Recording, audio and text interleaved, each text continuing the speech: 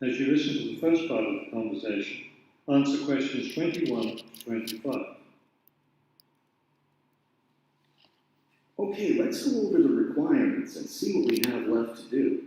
Let's see. We have to give the professor a written summary of the information we've gathered on our topic, wild bird rescue and rehabilitation. The other written thing we have to turn in is a case study of the rehabilitation of one bird. We have the information on that already. Right. All we have to do is write it up. What about charts and graphs? Do we need to include something like that? I don't think so. They aren't really relevant, but we do have to turn in a list of the resources we use. Naturally. What about videos? I heard some of the other students were doing that. Well, I guess that must be optional, because I don't see it on the requirements list. Okay, we should start planning our class presentation, since that counts for half the grade. We've looked at lots of sources of information, but I think our best source was the interviews we did with the wildlife rehabilitators. Agreed. That and the journal articles. I think we have enough information from those two sources for the presentation anyhow. The books we looked at weren't all that helpful. I wonder if we should try to bring in some live birds for the presentation. That would be too difficult, don't you think? But we have lots of photos of rehabilitated birds. We can show those. Before you hear the rest of the conversation, you have some time to look at questions 26 to 30 on page 204.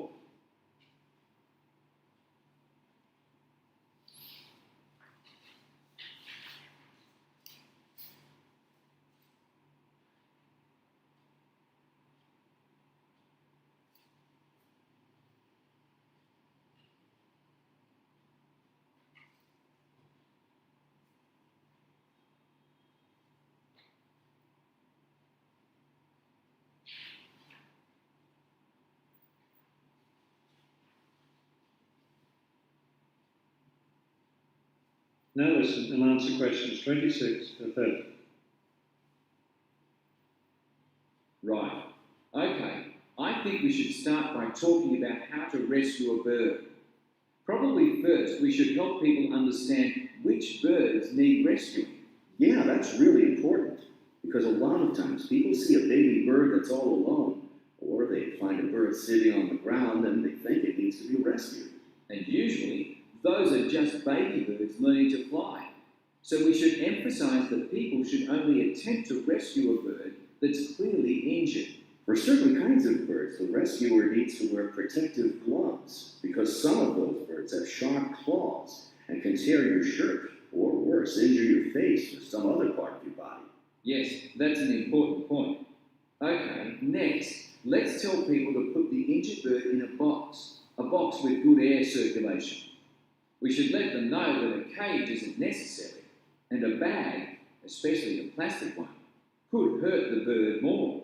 Another thing we need to say is that the best way to help the bird stay calm is not by petting it or talking to it, but by leaving it completely alone. Then people should take the bird to the bird rescue center as soon as possible.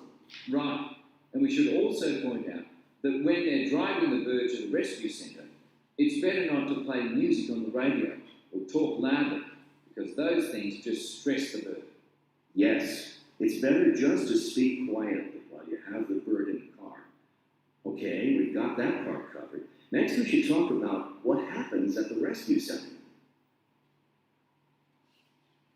That is the end of section 3. You now have half a minute to check your answers.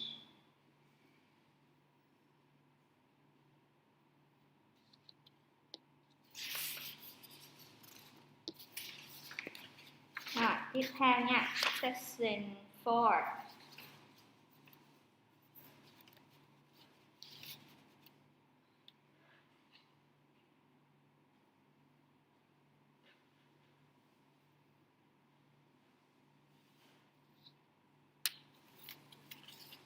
Now turn to section 4 on page 204.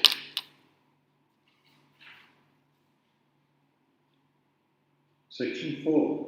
You will hear a lecture about the Great Barrier Reef. First, you have some time to look at questions 31 to 33 on page 204.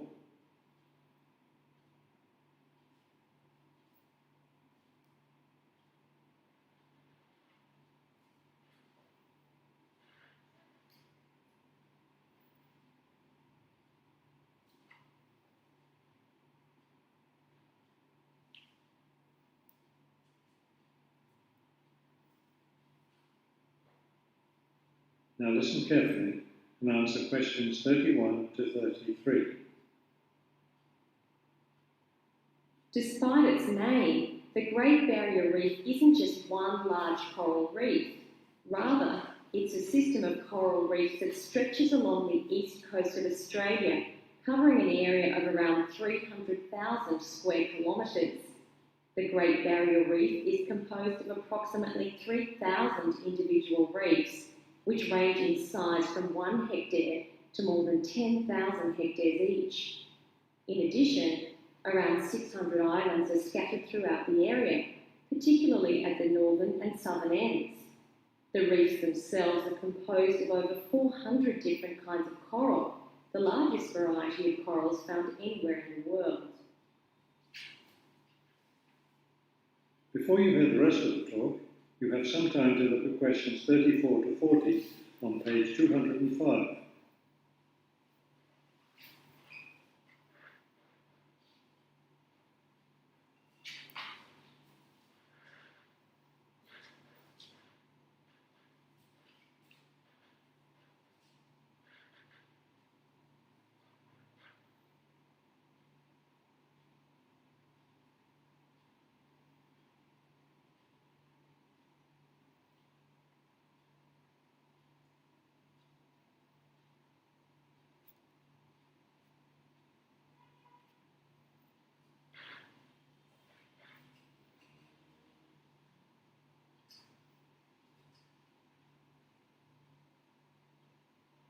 Now listen carefully and answer questions 34 to 40.